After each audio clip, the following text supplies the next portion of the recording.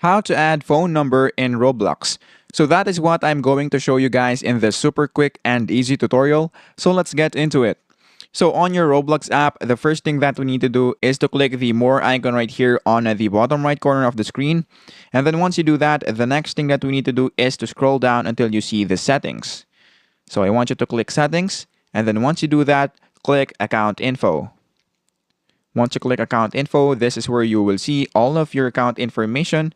So as you can see right here, I don't have a phone number yet. Now, in order to add a phone number in Roblox, all you have to do is to click add phone right here. So do that, and then just choose the country code of your phone right here. So let's say, for example, that we are from Singapore. Let's do that. And then just type your phone number, which is from Singapore.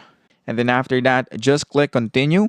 And then once you click continue, an OTP will be sent to you in order for Roblox to verify that the phone number that you put is yours. Once you put the OTP, you are now good to go. So that is basically it. That is how to add phone number in Roblox.